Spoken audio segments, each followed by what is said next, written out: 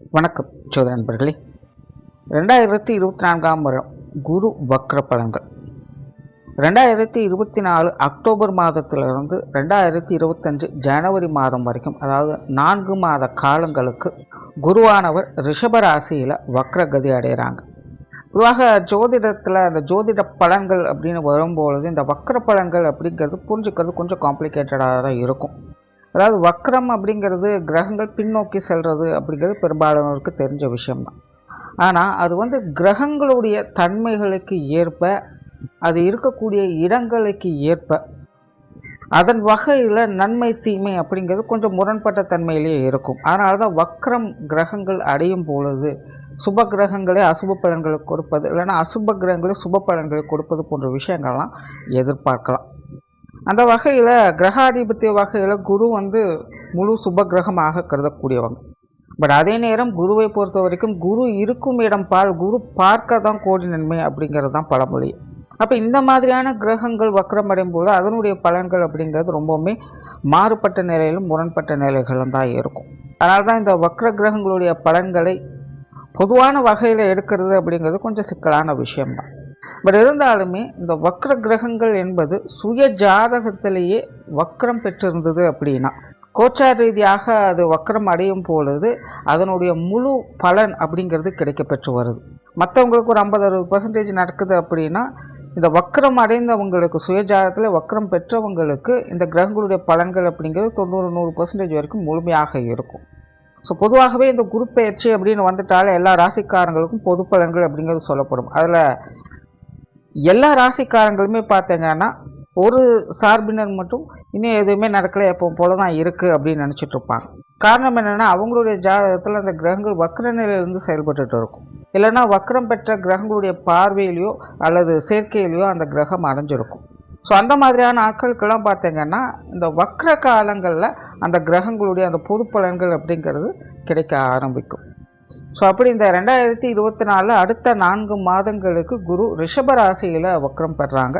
So பொதுவான வகையில் ரிஷபராசியில் குரு வக்ரம் பெறும் பொழுது இது ஒரு கலவையான பலன்களை தான் கொடுக்கும். கிளியராக சொல்லணும்னா, கடைசி 5-6 மாதங்கள் ரொம்பவுமே யாரெல்லாம் ஸ்ட்ரகிள் ஆகிக்கிட்டு இருக்கீங்களோ அவங்களுக்கெல்லாம் பார்த்திங்கன்னா இந்த அடுத்த 4 மாதங்கள் அப்படிங்கிறது ஒரு நல்ல மாற்றங்களை ஏற்படுத்தி கொடுக்கும். பட் அதே கடைசி 5-6 மாதங்கள் ஏதோ பரவாயில்ல சமாளிச்சிட்டு அப்படின்னு நினச்சிட்டு இருக்கிறவங்களாம் பார்த்திங்கன்னா அடுத்த 4 மாதங்களுக்கு கொஞ்சம் மந்தமாகத்தான் இருக்கும். அதாவது நெகட்டிவாக இருக்காது, விஷயங்கள் காரியங்கள் மந்தமாக இருக்கும். நார்மலாகவே குரு வக்ரம் பெறும் பொழுது பொதுவாக இந்த விவசாயம் சார்ந்த விஷயங்கள், தங்க ரீதியான விஷயங்கள், ஆன்மீகம் சம்பந்தப்பட்ட விஷயங்கள், கல்வி வித்தை, விவசாயம் சார்ந்த விஷயங்கள், குழந்தைகள் சம்பந்தப்பட்ட விஷயங்கள், இந்த மாதிரி சில விஷயங்கள்லாம் பார்த்திங்கன்னா நிறைய மாற்றங்களுக்கு இயல்பாகவே உட்படும். ஆல்ரெடி இது எல்லாமே பொதுவான வகையில் இன்றைய சூழ்நிலைக்கு கொஞ்சம் பேசு பொருளாகத்தான் இருக்குது. ஸோ இன்னும் சில காலங்களுக்கே பார்த்திங்கன்னா இந்த மாதிரியான விஷயங்கள்லாம் கொஞ்சம் அப்படி இப்படின்னு தான் இருக்கும். அதனால் மக்கள் இது சார்ந்த விஷயங்களில் கொஞ்சம் கவனத்தோடு இருப்பது நல்லது. அடுத்தது பொதுவான வகையில் ராசி ரீதியாக இது என்ன மாதிரியான பலன்கள் கொடுக்கும் அப்படிங்கிறத பற்றி பார்க்கலாம். மகரம். மகர ராசிக்கு 5ஆம் இடத்துல அடுத்த 4 மாத காலகட்டங்களுக்கு குரு வக்ரகதியில் சஞ்சாரம் செய்து வரும். மகர ராசிக்காரங்க 7 சனிப்பிடியில் கடைசி காலகட்டமான பாதச்சனியில் இருக்காங்க. அந்த நிலையில் சமீப காலத்தில் குரு கொஞ்சம் சாதகமான நிலைகளில் சஞ்சாரம் செஞ்சுட்டு வர்றதுனால மகர ராசிக்காரங்களுடைய சமீபகால நிலை அப்படிங்கிறது ஓரளவுக்கு சொல்லும்படியாக நல்லபடியாகவே இருந்துட்டு வருது. இன்னும் குடும்ப ரீதியான விஷயங்கள் காரியங்கள் மட்டும்தான் மனசுக்கு கொஞ்சம் சஞ்சல நிலையை கொடுத்துட்டு வரும். மற்ற விஷயங்கள் எல்லாமே முன்பு இருந்ததை விட இப்போ கொஞ்சம் சமாளித்து போகக்கூடிய வகையில் எல்லாமே கொஞ்சம் சாதகமான நிலைகளில் இருந்துக்கிட்டு தான் வருது. அந்த வகையில் இந்த குருவினுடைய வக்ர காலகட்டம் என்பதும் மகர ராசியை பொறுத்த வரைக்கும் ஒரு சாதகமான காலகட்டமாகவே இருக்கும். குறிப்பாக மகரத்திற்கு அப்படின்னு பார்க்கும்பொழுது ஸ்தானத்தின் வகையிலும் சரி, கிரகாதிபத்திய வகையிலும் சரி, குருவனுடைய இந்த வக்ர சஞ்சாரம் அப்படிங்கிறது ஒரு சாதகமான நிலைகளிலிருந்து செயல்படுது. ஆகையினால் மகர ராசிக்காரங்களுக்கு இந்த வக்கர காலகட்டம் என்பது ஏதாவது ஒரு வகையில் ஆதாயங்களை ஏற்படுத்தக்கூடிய வகையில் அவங்களுக்கு அமைந்து கொடுக்கும். குறிப்பாக பொருளாதார நிலை, சொத்து சுகங்கள் சார்ந்த விஷயங்கள், தொழில் வேலை உத்தியோக ரீதியான விஷயங்கள், மாணவர்களுடைய கல்வி சார்ந்த விஷயங்கள், இல்லங்களில் சுப விசேஷங்கள், சுப காரியங்கள் போன்ற அமைப்புகள், இது எல்லாத்தையுமே இந்த வக்கர காலகட்டங்களில் சாதகமான அமைப்புகளோடு பார்க்க முடியும். வீடு வாகன பூமி யோகங்கள் அப்படிங்கிற இந்த காலகட்டங்களில் நல்லபடியாகவே இருக்குது. நிறைய மகர ராசிக்காரங்களுக்கு இந்த சொத்து சுகங்கள் வகையில் ஆதாயம் தரக்கூடிய அமைப்புகளை பார்க்க முடியும். அது சார்ந்த விஷயங்கள் காரியங்களில் அவங்களுடைய எதிர்பார்ப்புகள் பூர்த்தியாகும். கோர்ட்டு கேஸு சார்ந்த விஷயங்கள் கூட இது சார்ந்த விஷயங்களில் சாதகமான அமைப்புகளை எதிர்பார்க்கலாம். குறிப்பாக வீடு கட்டணும், வீடு வாங்கணும், இல்லை நிலப்புலன்கள் வாங்கணும், விற்கணும் அப்படின்னு நினைத்து கொண்டு இருக்கக்கூடியவங்களுக்கெல்லாம் இந்த காலகட்டங்களில் ஒரு சாதகமான அமைப்புகளை எதிர்பார்க்க முடியும். பூர்வீக சொத்துக்கள் சார்ந்த விஷயங்கள் கூட இந்த காலகட்டங்களில் கொஞ்சம் சாதகமான நிலைகளே உங்களுக்கு வேலை செஞ்சுக்கிட்டு வருது. ஸோ மகரத்தை பொறுத்த வரைக்கும் இந்த சொத்து சுகங்கள் வாகன ரீதியான விஷயங்களில் நல்ல அமைப்புகள் இந்த காலகட்டங்களில் உண்டு. தவிர இல்லங்களில் சுப விசேஷங்கள், சுப காரியங்கள் போன்ற அமைப்புகளை பார்க்க முடியும். குறிப்பாக குழந்தைகளுக்கான சுப விசேஷங்கள், சுப காரியங்கள் அப்படிங்கிற மகர ராசிக்காரங்களுக்கு ஒரு சிறப்பான அமைப்பை கொடுக்குது. குழந்தைகளுடைய திருமண விஷயங்கள், புத்திரபாக்கிய அமைப்புகள், அல்லது குழந்தைகளுக்கான சுப காரியங்கள், அல்லது அவங்களுக்காக அவங்களுடைய எதிர்காலம் குறித்து நீங்கள் செய்யக்கூடிய விஷயங்கள், காரியங்கள், இதெல்லாமே பார்த்தீங்கன்னா ஒரு சுமூகமான அமைப்புகளில் உங்களுக்கு செயல்பட்டுட்டு வரும். புத்திரபாக்கிய அமைப்புகள் கூட இந்த காலகட்டங்களில் மகர ராசிக்காரங்களுக்கு ரொம்பவுமே சாதகமாக இருக்குது. முன்னாடி சொன்ன மாதிரி சுய ஜாதகத்திலும் கிரகங்கள் வக்கரம் பெற்றிருந்தது அப்படின்னா இந்த குருனுடைய வக்கர காலகட்டம் அப்படிங்கிறது இன்னும் கூடுதலாகவே நல்லபடியாக வேலை செய்யும். அந்த திருமண அமைப்புகள் கூட இந்த காலகட்டங்களில் கொஞ்சம் சாதகமான நிலைகள் இருக்கவே செய்யுது. நீண்ட நாட்களாக திருமணத்திற்காக வரன் பார்த்து கொண்டிருக்கிறவங்களாம் இந்த காலகட்டங்களில் ஏதாவது ஒரு வகையில் நற்செய்திகளை கொண்டு வந்து சேர்க்கும். நிறைய சுப விசேஷங்கள், சுப காரியங்களை கலந்து கொள்ளக்கூடிய வாய்ப்புகள் அப்படிங்கிறது கிடைக்கும். நிறைய மகர ராசிக்காரங்களுக்கு ஆன்மீக ரீதியான விஷயங்களும் ஈடுபாடுகள் இருக்கும். ஆன்மீகம் சார்ந்த விஷயங்கள், காரியங்களும் அவங்க ஈடுபட்டு வரவும் செய்வாங்க. ஆன்மீக ரீதியான பிரயாணங்கள் மேற்கொள்வதற்கும் வாய்ப்புகள் அதிகமாகவே இருக்குது. தொழில் வேலை உத்தியோகம் சார்ந்த விஷயங்கள் இந்த காலகட்டங்களில் சிறப்பாகவே இருக்குது. நிறைய பேருக்கு இந்த இடமாற்றங்கள் போன்ற விஷயங்கள் ரொம்பவுமே சாதகமான முறையில் அமையும். நீண்ட நாட்களாக எதிர்பார்த்துக்கிட்டே இருக்கேன், இல்லை ஏதோ ஒரு வகையில் தட்டி போய்கிட்டே இருக்குது, இல்லை யாரோ ஒருத்தருங்க என்னைய இதில் பீட் பண்ணிட்டு போயிடறாங்க, அந்த மாதிரியான தடங்கல்கள் இருந்து வந்த விஷயங்கள் எல்லாமே இந்த வக்கர காலகட்டங்கள் நிவர்த்தி பெற்று உங்களுக்கு ஒரு சாதகமான அமைப்புகளை எதிர்பார்த்து கொடுக்கும்.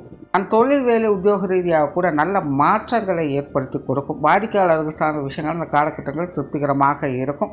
பதவி உயர்வுகள், சம்பள உயர்வுகள் போன்ற விஷயங்கள் கூட இந்த காலகட்டங்களும் உங்களுக்கு கொஞ்சம் சாதகமான நிலைகளிலேயே இருக்குது.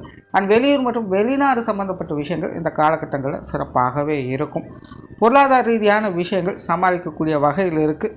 கொடுக்கல் வாங்கல் விஷயங்கள்லாம் இந்த காலகட்டங்களில் திருப்திகரமாகவே இருக்கும். கடன் சம்பந்தப்பட்ட விஷயங்கள்லாம் ஒரு சாதகமான அமைப்புகளை எதிர்பார்க்கலாம். மாணவர்களுக்கு கல்வி மற்றும் வித்தை சார்ந்த விஷயங்கள் இந்த காலகட்டங்கள் சிறப்புகளையே எதிர்பார்க்கலாம். மாணவர்களுக்கு இடமாற்றங்கள் போன்ற விஷயங்கள் சிறப்பாக இருக்கும். புதிய முயற்சிகளில் மாணவர்கள் நற்பலன்களை பார்த்து வருவாங்க. அண்ட் பொதுவாகவே மகர ராசிக்காரர்கள் எல்லாருக்குமே பார்த்திங்கன்னா இந்த காலகட்டங்கள் இந்த பொழுதுபோக்கு சார்ந்த விஷயங்களில் கொஞ்சம் ஈடுபாடுகள் அதிகரிக்கத்தான் செய்யும். ஸோ மாணவர்களுக்கும் அந்த நிலைகள் அப்படிங்கிறது உண்டு. இருந்தபோதும் விஷயங்கள், காரியங்கள் வகையில் சாதகமான அமைப்புகளையே பார்க்கறதுனால மாணவர்களுடைய நிலையும் இந்த காலகட்டங்களில் நன்மையை பெறும். குடும்ப விஷயங்கள், காரியங்கள் பெரும்பாலும் வழக்கமான சூழ்நிலைகளை தான் பார்த்து வருவீங்க. இருந்த போதிலும் பெரிய அளவில் சங்கடம் இல்லாமல் சமாளிக்கக்கூடிய விஷயங்களை இந்த காலகட்டங்களில் பார்க்க முடியும். குடும்ப உறவுகளுக்குள்ள சில மாற்றங்கள் அப்படிங்கிறது இருக்கும். ஆனால் அதுவும் கூட பெரிய அளவில் சங்கடம் இல்லாமல் சமாளிக்கக்கூடிய நிலைகளாக இருக்குது.